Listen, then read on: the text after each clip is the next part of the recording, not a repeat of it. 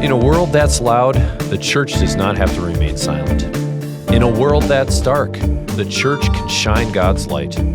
Welcome to Light Talks, where we dive deep into real conversations, not just echoing the world's noise, but shedding God's light on challenging topics. Let's talk. Welcome back to another episode of Light Talks. Thanks for joining us as we continue conversations that matter to you and that matter to God. And today we have back in our Light Talk studio, Pastor Mike. Hey! Welcome back. And we're back. And you didn't. I've always wanted to have a radio show when you and I just come back and to the commercial. we're back. And we're back. We're back here live with Pastor Mike Novotny. Let's just do this for the whole 45 minutes today. With this, that would be an episode to talk about. Listenership plummets by Yes. 92%, but... And we'll get God in there somehow. And on the last day, Jesus shows up. Jesus shows up. And we're back. Anyway, we should probably get to the topic at hand today. Oh, yeah. So thanks for being here. And today we're talking about, I think, a topic that really matters a lot to a lot of people that listen. I know this is a topic close and near and dear to my heart, and that is quality relationships, quality friendships. Yep. And I think something that we even heard in the news recently, the epidemic of loneliness that's been declared. Yeah. And what God has to say about that, and maybe some godly wisdom that we can speak into that. Yeah. What people are struggling with today. So Yeah, for sure. This was kind of new to me. Time of Grace, the media ministry we partner with a little over a year ago, said they wanted me to write a book on loneliness. And at first I asked why, and then I asked why me. And it turns out the U.S. Surgeon General, I don't know if you read this story, declared like something is happening where there's always been, my social cup is full, or it feels that there's always been lonely people, but something seems to be changing where was like 1/3 of Americans now say they are at least partially lonely every single day. And so the way they feel in their relationship with God or the quality of their friendships or am I close to my family, like something has shifted in a generation or two that like loneliness is all around us. And then this is interesting. I asked Time of Grace, I've had a lot of struggles in my life, but I don't think like deep loneliness has been one of them. And they threw the question back at me and they said, well, why not? Like, what do you think you've experienced or what have you learned or what blessings has God given you? So like diagnose this and figure out, is there something you're doing or something you were taught that's kind of saved you from a struggle that a lot of people are having? So dug into that, ended up with a book called Lonely Less. And I know we're going to talk about that and especially about relationships today. Yeah. And you said you haven't struggled with this before, but when I read through your book, I kind of raised my hand. I'm like, I think I'm in that category. It's something that I think I've struggled with, in part because maybe how God has wired me. I don't know, people listening, if you've ever heard of the Strengths Finder assessment. Yeah. But relator is my number one strength. Yes. And You are this is one of the first things I learned about you when you came here. I'm like, I want to work the room before church. Yes. And you're like, I want to be in the back. Yes, working the room. We're both on stage, but the way we're wired. I know, and people are sometimes surprised about that with me. I've been around a lot of people that have the woo strength, which the win people over, work the room, talk to everybody. Yeah. And I'm like, people, hide. That's like my first. That's my first thing. The humans are coming. I'm massively introverted. Wow. So that's how I recharge is being alone. But I'm a relator, which means I value more than anything one-on-one relationships. Sure. And so that I've thought a lot about this, and reading this book again made me think again and do some self-evaluation is why is that so hard in our culture? Something has changed. And I when I first entered the ministry, growing up in Wisconsin, I really first got into ministry in Phoenix. Sure. That's a long ways away from all the people I know. I've heard that rumor. And if you've never heard, Phoenix gets really hot. So in the summer, people stay inside in air conditioning and they close their blinds to keep the sun out. Wow. And so you naturally isolate yourself. And then there's crime, so you got to lock your doors. We've gotten to this place where we're locked in. Wow. And you don't have as much interaction. So you leave your network of family, friends, home, you start ministry in a place where people are pulling their blinds, literally locking their doors and hiding inside. Yeah, and you just have such a hard time connecting with people living in that environment. So that's kind of the discussion I want to jump into is how can we build these quality relationships with people, because we need people. God designed us to need people, to be with people. For sure. But there are things I think that are holding us back or making it harder. Yeah. Yeah, So. I know it's a personal question, but you came here from Phoenix. So you served for many years in Arizona. And how many years has it been now that you've been in Appleton? 6.5, almost 7 years now. Yeah. 7 years. So when you're coming here, maybe we just flipped the season. We flipped the season. It really is. Yeah, in the winter, you stay inside, stay warm. Yeah. What was it like for you and your family coming? Because I remember when I came here 10 years ago, and that was a huge struggle. I remember thinking that, praying about that. My wife could tell you that story too, where I'm an extrovert, but as an adult, I'm coming here like, we lost our network of people. Yeah. Like the friends we'd see at church every Sunday, we don't see them at all. Yeah. And it's not because I like to hide in the back. I like to, I love to work a room and be in front of people. But those deep relationships I think we're searching for, that did not just fall into our lap. And that was like our number one prayer when we got here. Like, God, give us good people to do life with. Yeah. And by God's grace, we found them. And I want to talk a little bit about how that happened. I think what I've always felt is that when we came here to this church was very well established. For those who don't know, one of our campuses is a 150-year-old church. Mm-hmm. And there have been longtime families that have been there. And I noticed on Sundays that those people stood in circles and talked to each other. Mm. And it did feel like a new person, you're just in a pinball machine bouncing around. You can't get into something. And you got to find those people. And the bigger the church, I think the harder that is, which is, I know why we do groups and things like that. Sure. So I think for a lot of my life, it's felt like I have a lot of acquaintances, but getting past that acquaintance step to that close friend, being a relator and needing those close friendships is really something I seek out, but it's really hard to do. Wow. Wow, what you just said, that pinball, I'm going to think about that analogy. I think about how a pinball bounces between all these like circular objects in a pinball machine, that a church can feel very friendly because there's these 8 people who are laughing and sharing jokes in a closed circle. And then over here, 6 more people are doing that and 4 other people are doing that. And then this person can kind of ding, ding, ding, ding, ding, like walk through 100 people in a church lobby and there's no eye contact and there's if you love our church, if you're listening, you love our church family like I do, I think there is a burden of hospitality on the member that does not apply to the guest. Yeah. I think if someone's new walking through our doors and we should say, well, you should be bold enough to like break into a circle of come on, that's not going to happen. It's kind of viewed as rude almost. You're interjecting yourself. Last week I was on the flip side of this where I was at a Christian conference. There's a small group of pastors that got together and I was new. I didn't know anyone. And it was, I won't go into it now, but it was a emotionally hard experience that I sat there, barely said a word because I was waiting for someone to invite me into the conversation. Yeah. And it felt like a gut punch afterwards. And not because I'm shy. So I think when you're new, it feels like it's just you.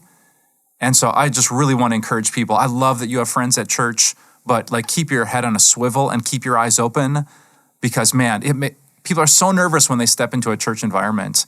And just that hospitality of like breaking up your circle or stepping away from your friends because you see someone who's sitting alone, like that can make or break someone's church experience and actually keep them connected to Jesus in a profound way. Yeah. So a little tangent there, but man, those of us who've been around here a while, we have a great opportunity to connect new people and lots of them are coming through our doors. And to our church's credit, I do feel that people have, made themselves, have acted in a friendly manner. Yeah. It's not like, don't talk to me or anything like that. It's getting to that deeper level of friendship that seems to be very, very difficult. So I want to talk a little bit about that. And maybe I'll start by saying, for an introvert, there's a tension.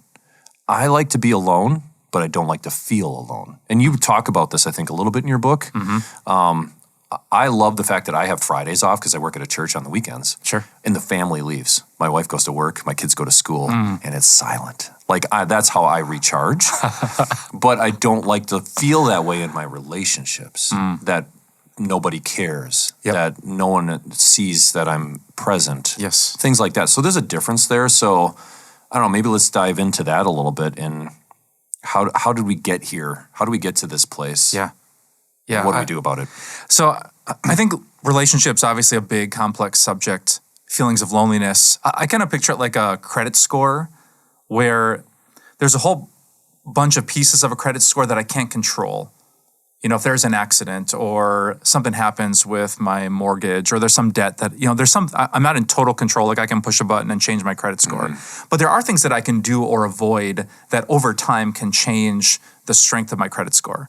And I think of that relationships too. No one's going to listen to this podcast today, make one simple decision, and suddenly all their relationships are great. Yeah, no. There's some things you can't control. Yeah. You might have a friend who moves away. You might have a sibling who goes to college, and suddenly it's just you after school instead of you and your siblings. You might go through a breakup, or your husband might want a divorce. So there's a whole bunch of things we wish we could control. We can't. But kind of the premise, I think, of relationships are if you focus on the things you can control, and here's my big idea, if you do what's harder, I think you end up less lonely. My explanation of what's happened in our culture is in 100 different ways, we chose the thing that was easier without thinking, oh, this is going to leave me lonelier. There's a great story I read in a book by Jenny Allen where she said there was this African village where all these women had to do the hard work of carrying their family's laundry down to the local river, like cuffing it on their heads or on their backs.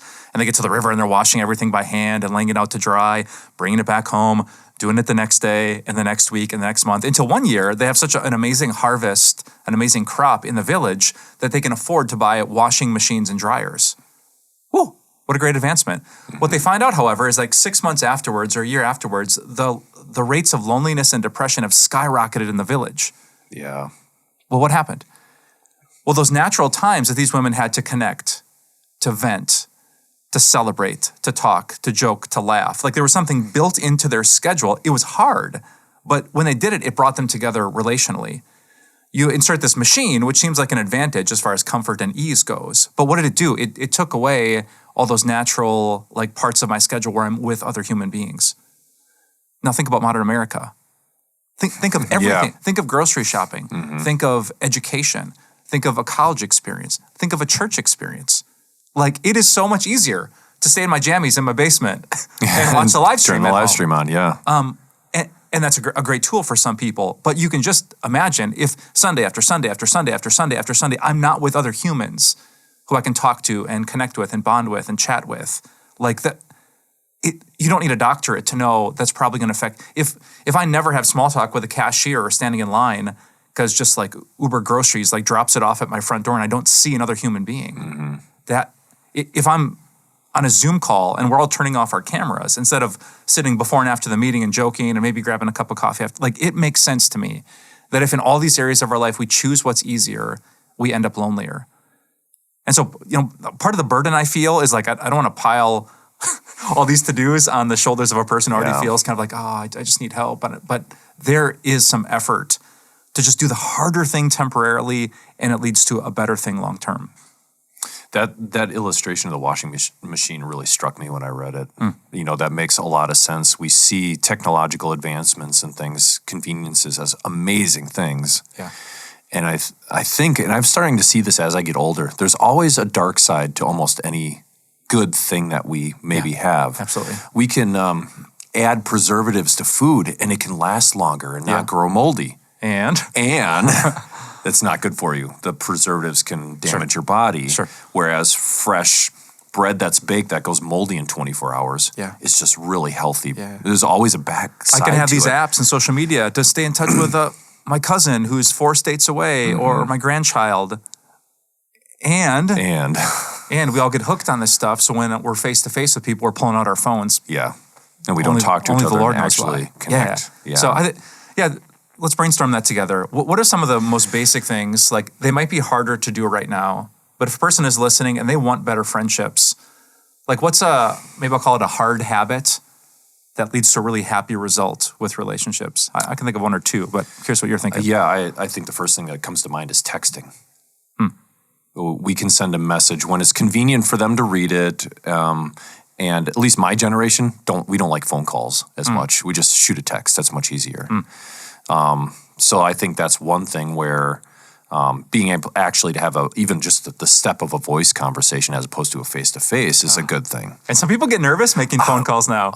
I know. Like I got to think on the spot instead of like what are they going to say? Texting, backspace, deletes. Yeah. Yeah. So you think the way we communicate, do you think there's a connection between the amount of digital communication in your life and the amount of loneliness you feel? That's a great question. I'm not really sure. I'm not sure if it's the digital aspect, mostly because I'm seeing a trend with my youngest daughter in technology is that they are choosing video calls. There you go. That feels different to me. She is on with her friends, and they'll just put the phone, the iPad right there, do their homework, Yes. and just be present with each other, and they can see each other.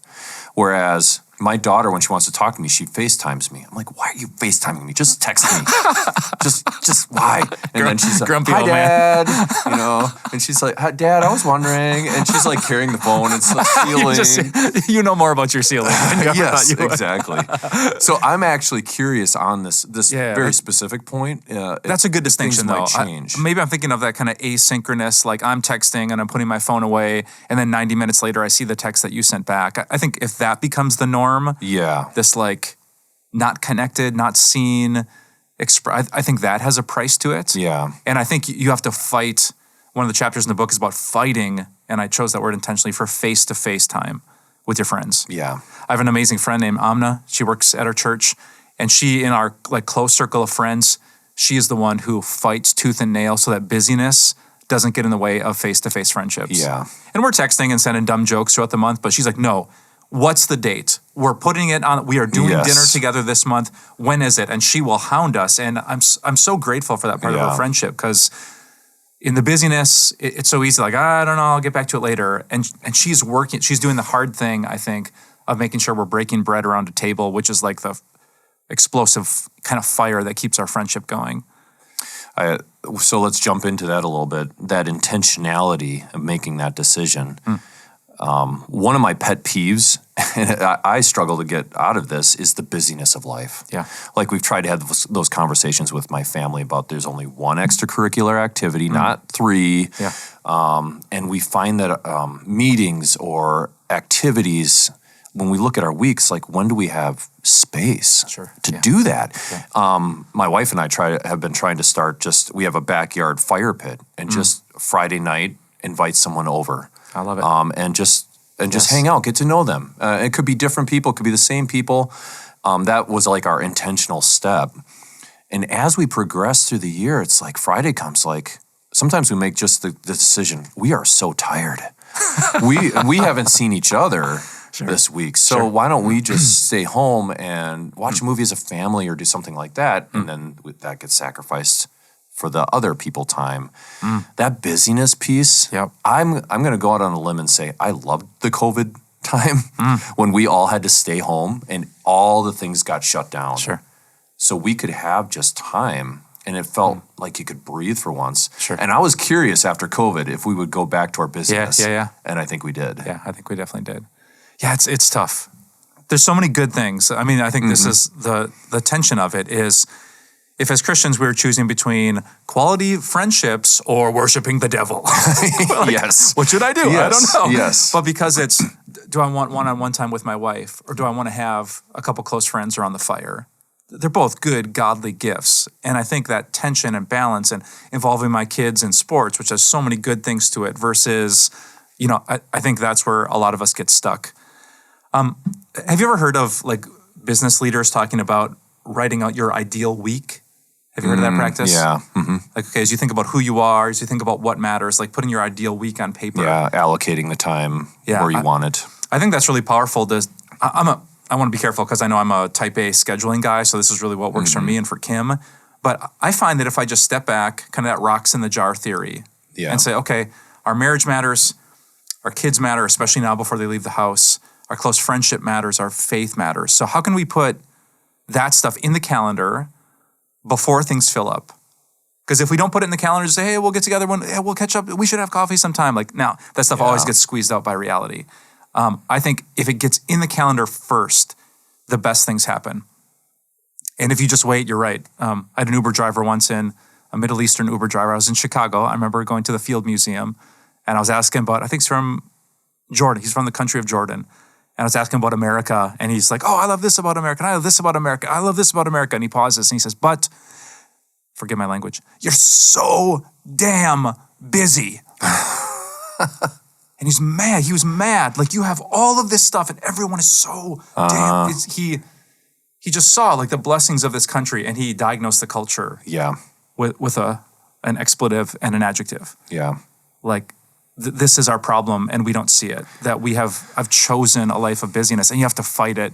Like the current of our culture will just pull you into all of it. And you have to be so intentional with your schedule, with yes and no and what matters most. And I feel like I'm still learning that, but God really gave some good wisdom to me when I was younger through older, wiser folks, just building those things in. And I felt so blessed by the balance and the marriage and the kid stuff and the close friendship. So I really feel like God spared me from loneliness basically through the wisdom of using my calendar with intentionality. Yeah. I sometimes feel like that driver. Like, that's how I feel about the busyness. It really frustrates me. I'm just like, oh, why? Sometimes I've even in my prayers asked God, like, why wasn't I born in like the 1940s or 1950s when people would just sit on their front porches after work and talk with their neighbors? And that feels like the culture that I want. Because God wanted you to make a podcast. Maybe that's why, Fixed it. Nailed it. I trust. Okay, thanks. Thanks for fixing all of my issues. You idealize. Wasn't that like when, like World War II? I just wish I was back in World War II days when life was simple and everyone got along. When it was so easy. We sipped iced tea on our front porch. Back in the good old days. Yes. And I'm not a type A person, so I think we do that to probably a lesser degree than you do. But like we need to do this week. We need to do this week. We haven't done this for a while. We need to think about that. Yeah. But when you got all of the things that also have to fit in the schedule. It's hard. It's challenging. It's hard. Yeah. So here's I don't know if this is helpful. Here's my calendar. Sunday's a church day. Monday night is group. So we've made really great friends through our life group that we host. Wednesday morning, I meet with my friend John, who's my accountability partner that we work out. Friday night is date night, sacred time for me and Kim. No one touches it unless someone is dying. And then Saturday is a family Sabbath day. So those rhythms kind of build in church, they build in marriage, they build in kids, they build in close friendships. And it's hard. I find like there's a lot of people, like I'm sure we would be amazing friends if I had more time, but I just don't. So I find myself saying no to like a good bunch of people that I would love to do dinner with, but I know if I said yes to them, I'd have to say no to one of those other things that are just right now at this stage of my life a priority for me. Yeah. And so we build that, sometimes it flexes, sometimes there's a wedding and we can't do the family day.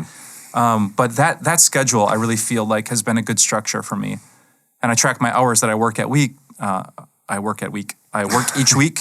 So that kind of keeps me balanced there. And I feel like that's just been a good lane for me to be in that I've been for all of my years here at the core. I just feel relationally good about that. So some weeks are better than others, but just the power of the calendar is, it's the key to a lot of this in my opinion. At least having a block of what you'd like to do. I like that you just have block times, Saturday family, Friday marriage, Monday group from church, Sunday worship.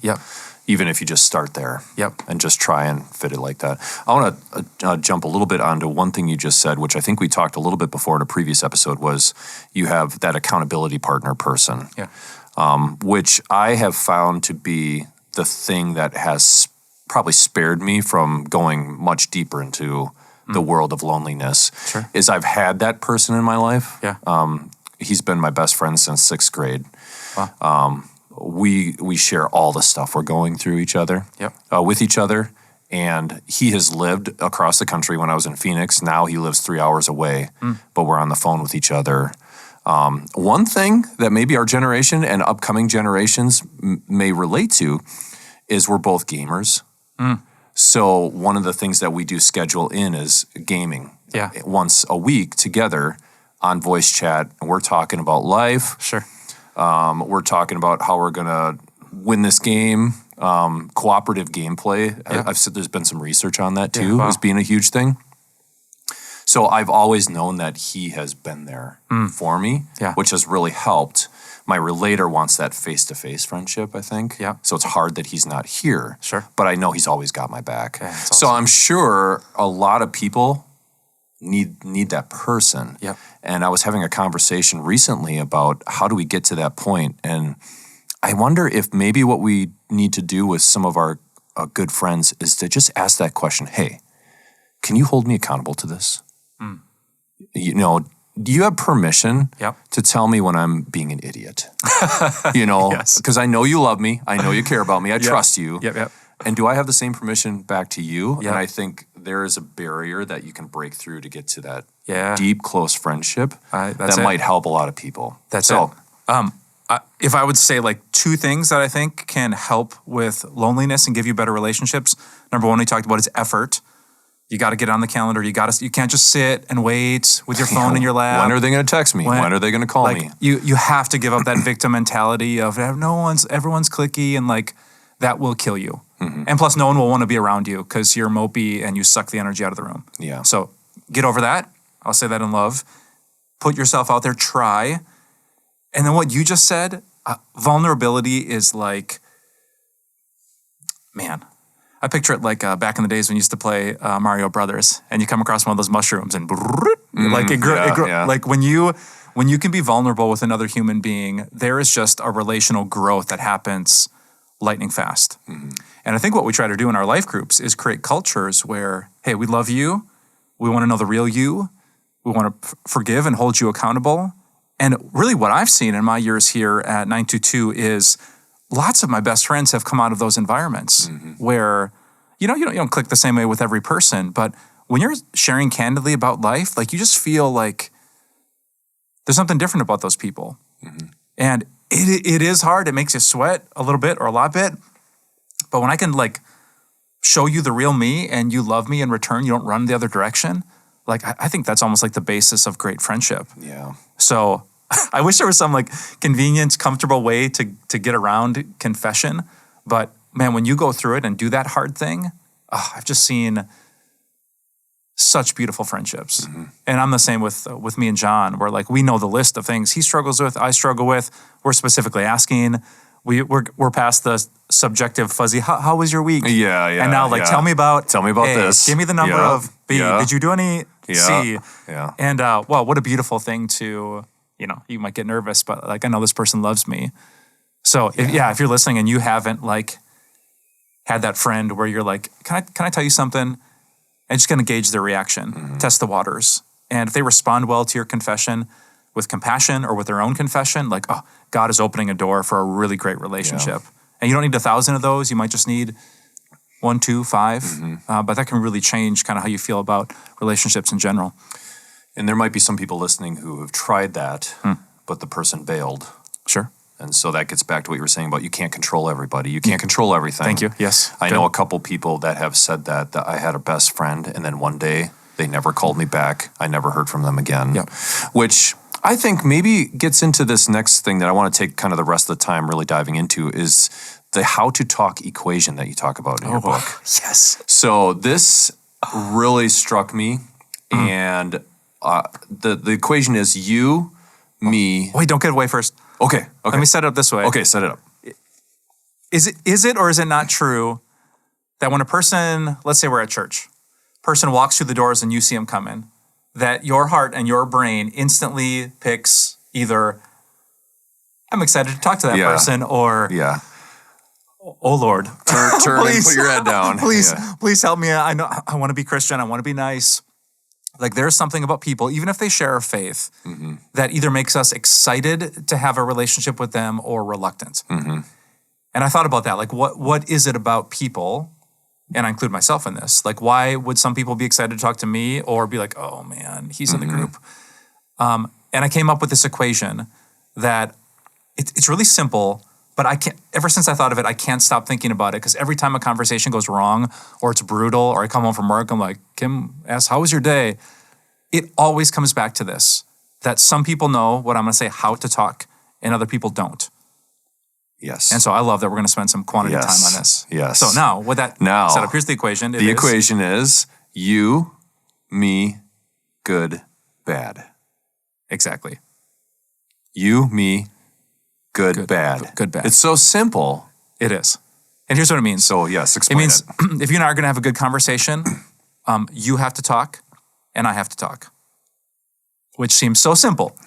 But I've been in so many conversations where a person talks and then they talk and then they talk and then they talk and then they think they're asking me a question until I say a half a sentence and that reminds me of and they talk and they talk and they talk and they talk and it's like a fire hydrant of words and my brain can only listen for so long until I'm like, wow, I am I'm not your paid counselor. And I know people are saying, I know who that person is. Yeah. When they're listening to this. Yes. We've all kind of probably been around those people. And I am that person. And are we that person? Exactly. It's a hard question. I think all of us lean in one direction or another with both of these kind of categories of me, you, good, bad. And so there's some people that words don't come quickly, and that's okay.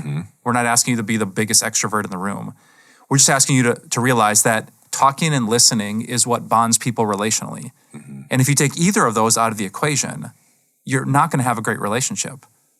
So I have to, I sometimes think like I have to open up and talk. I can't just sit there like a wallflower. I have to share more than one word. You know, the classic, if you have teenage kids, like, how was school? Good. What was the best part? Lunch. Great. Wow, we are really bonding yes, here. What a wonderful conversation. Like, that's a perfect example of there was no relational glue to that moment because you have to have two people talking. So you can't be a monologuer and you can't be a mute. Yeah. A good tip that I use, because I'm definitely on the more talking side of things, my brain just like, I can think of a story, I can think of a Bible passage, I try to force myself to ask at least 3 questions about every story that another person tells me. So if you're telling me about this, I'm like, oh, tell me more about this part of that. Or, wow, what happened next? I really, it makes me cringe now when I'm in a circle of friends and one person tells a story and then it's like one up. Oh, well, this happened to me and this. And it's like, we have to value each other's stories more. Yeah. Like, I didn't just say that so I could like check my box of speaking. I said that because it was important to me. And I hope that you would ask me about it. So I think when we can do that, like you talk, I'll probe a little bit. Oh, that was nice to understand where you're coming from. Okay, now you ask me a question. Yeah. Like these really basic building blocks of you, me, you, me, you, me. Honestly, if we could figure that out, I think our relationships would be 75% better. Yeah. But there's just some people that I see at church, and I'm not sure always how to correct that, where I'm like, I wish I could honestly tell you that it's hard for me to talk to you. Yeah. And I don't want to feel that way. But the last 71 times you have walked through the doors of this church, you have dropped your big opinions on me and never asked me a single question about how I'm doing. And human relationships, whether you're pastor and people, fellow Christian, like it does not matter. Without you, me, relationships do not happen. And then the good and the bad. Yes. This is huge for me.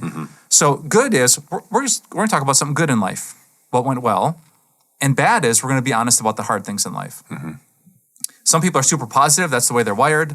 Glass is half full. They see the bright side of things. But if they never open up and are transparent about their struggles, their sins, it kind of feels surface level.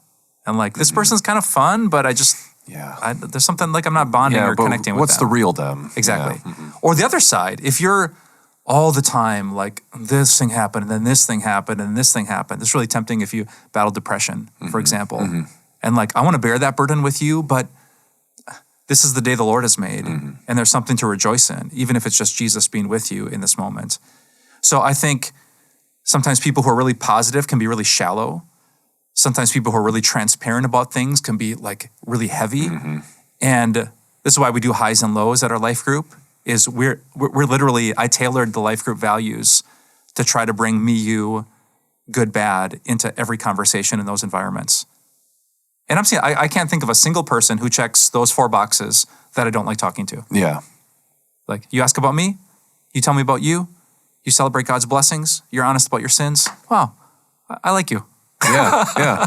Maybe we won't do dinner every week, but there's that little grid, just those 4 boxes I think about in my head, and I almost picture it like floating above the conversation as it's happening. Yeah. And like, can I check these 4 boxes? Yeah. And if so, I have a hunch we're going to be lonely less.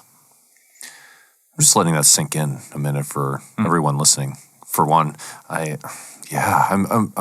going through in my mind, like, what is it about that makes relationship better? And I wonder if it's just the trust factor that you start to build. You know, good relationships are really foundationally built on trust. Good. I trust you, you trust me. Yep. And, you know, I can think of someone in each one of those categories. Maybe that's sitting in that camp a little bit. Yeah. And I can't necessarily control them. I still want to love them, but to find that close friend, That's good. I think you're right. It's trust and love. Yeah. Because if I really do love you, I can't just monologue you. If I really care about you, I got to ask some questions to know how you're doing. And then I'm not going to talk about the bad stuff in my life if I don't trust you. So maybe those 4 things, me, you, good, bad, are just a simple summary of a relationship that has love and trust in it. Yeah. Which seems pretty fundamental to a great relationship. And when you start to build that trust, you can hold each other accountable to those 4 things too. Like, you've only been telling me about the bad things. Yeah. Give me something good. I want to hear something good. Yeah. How has God blessed you? Yeah. I think to take a relationship to the next level, do some self-analysis, like which of those 4 is the hardest for you. Tell the people in the room. So I have to tell my life group all the time, like, I just want to talk for 90 minutes straight. This is in my nature. I'm going to try my best not to do that. Everyone forgive me if I do. Call me out. Like, okay, Mike, we need the notes and not the novel version of this. Mm-hmm. So I think if you can start with some self-awareness, no one does this perfectly, but just recognize where you're strong and where you're weak.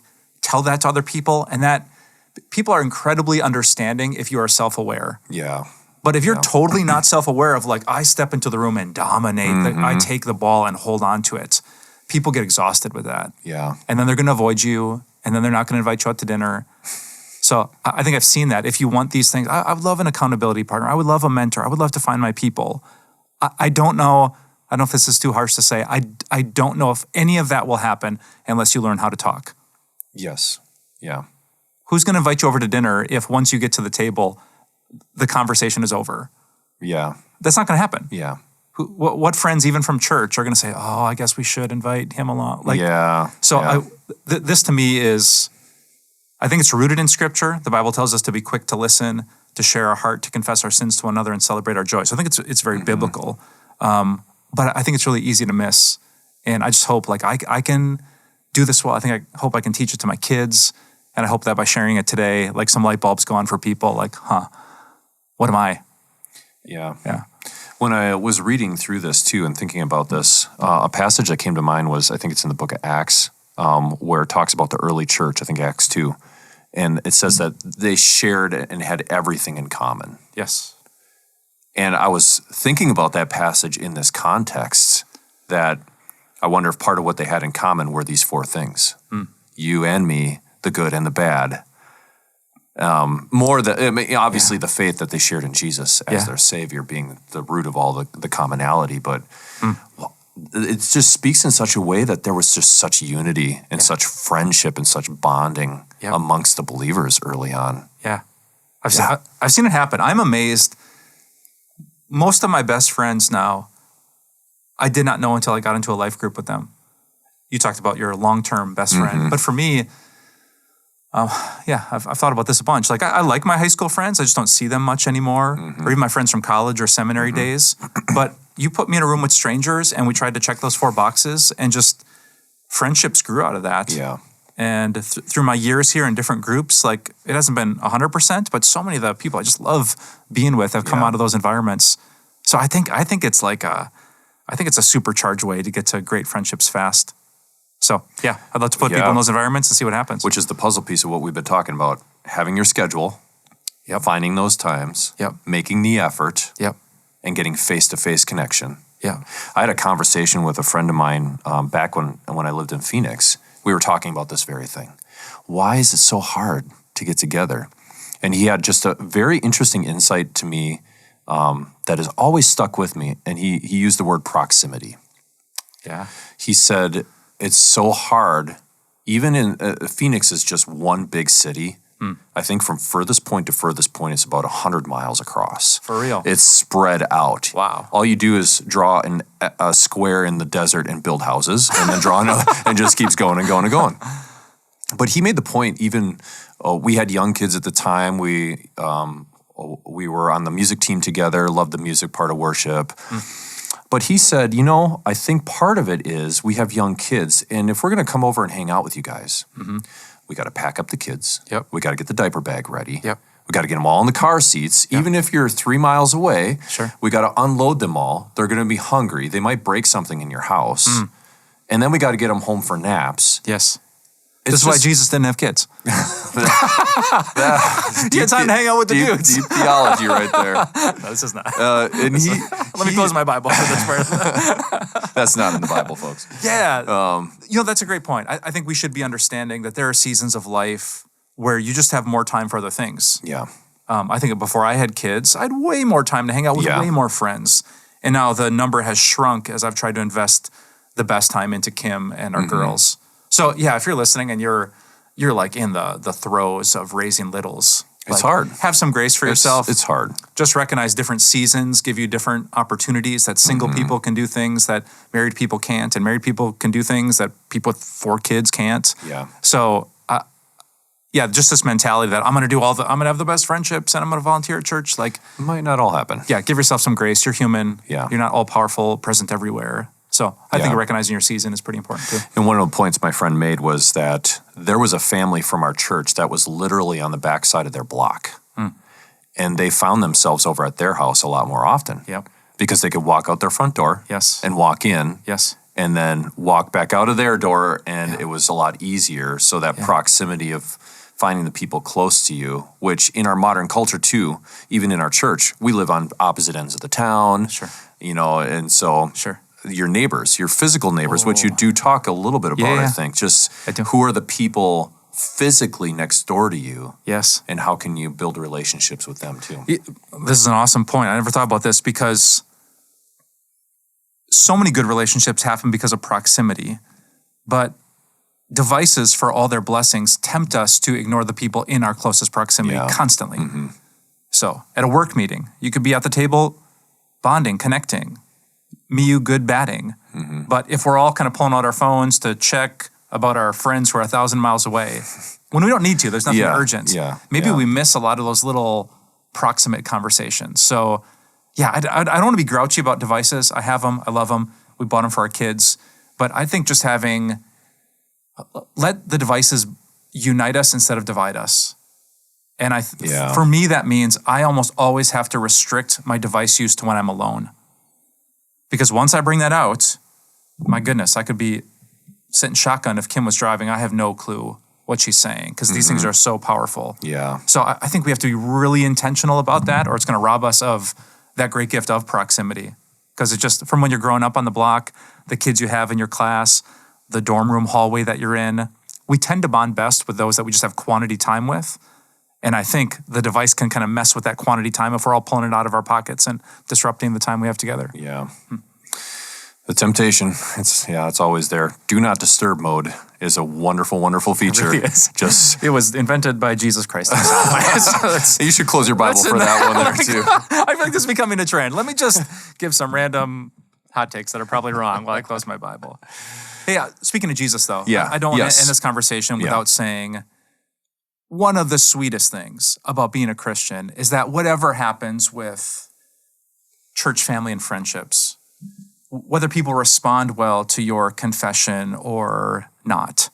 Like, we have a God who's so faithful. I have my Bible open right now to Psalm 23. Even though I walk through the darkest valley, I will fear no evil, for you are with me. So I love that fact. You might feel alone. Maybe there's no one returning your text, no one wants to do dinner with you, but to know that the Father, the Son, and the Holy Spirit are in the room with you. And if that says, I know. No, think about that. Yeah. I'm talking about God, the most amazing Father, even way better than any earthly father, Jesus, more glorious than any celebrity you could ever meet, the Holy Spirit, more like loving and like, if you go out to dinner by yourself, you should order a table for 4 because you're showing up with the Trinity. Yeah. So that comfort that I'm not ever actually alone as a Christian because God has promised me his presence. Yeah. As I read the Bible, like, to me, that is one of the best and most repeated. Don't be afraid, for I'm with you. Do not fear, for I'm with you. I'm sending you out to make disciples of all nations, but surely I will be with you always to the very end of the age. I will never leave you. I'll never forsake you. Like, God just puts this promise on repeat. And I think it's the solution to a lot of things, but it definitely applies here. Human relationships are uncertain and temporary, but our relationship with God through the blood of Jesus Christ is guaranteed and eternal, and it's the rock that our relationships can kind of stand on. And I think that's a great point to wrap this up. I think for some people, and I think you addressed this a little bit too, is they're really seeking the human relationships. They need someone who's audibly talking back to them. But understanding God is still here. Yeah. He is still here, and he totally hears us, and he speaks to us in his word. Yes. And I like that. You have a great point. God says all the time, do not be afraid. Do not fear. Yep. I am with you. I will never leave you. God knows it. God sees, especially if someone's really struggling in the area of loneliness, a spouse died, the kids all moved out, that loneliness can feel very real. For sure. God is with you. And maybe there's a couple steps based on this conversation you can take to connect with some people. That's a good summary. But put in the work to work on human relationships and then just rest in this guaranteed relationship you have because of Jesus. And it's that double tension. And I think if we can hold that tension, like we're in a great spot as Christians. And never forget to take it to God in prayer. He Amen. hears you. He's open 24/7 for all your lonely feelings and struggles with friendships. Yep. And he cares for you enough, so much. Yep. To And one maybe day, help. very soon, the skies are going to open. Yes. And Jesus is going to say, and we're back. Back. And we're back, ladies and gentlemen. Circle. Is that how you do this? Full circle. I really feel like there's going to be a lot of likes and shares Yes. because of how we ended this Yes. podcast. Pastor Mike, this was such a great conversation. Allie, do you agree with it? She's You like, should see Allie. she's like, wrap it up. Our boys, producer's wrap face it is up. like, this is the worst way any podcast in podcasting history has ever ended. It's a cheesy Judgment Day reference. Come on. The best podcasters. I'm just going to close my Bible and let you end this podcast. She knows how to edit these things, so Where was that part about the return of click Jesus? delete. Anyway, well, Pastor Mike, thank you for all your insights. This has been really helpful. I know for me personally, reading through this book, that has been a huge help to me. We're going to have these resources available in the description, Pastor Mike's book, Lonely Less, and also our church's sermon series, because you're going to break this out into a multi-week sermon series to talk about this as well. Yep. Those links will also be in the description. So thank you so much for joining us on this episode of Light Talks, and we'll see you next time.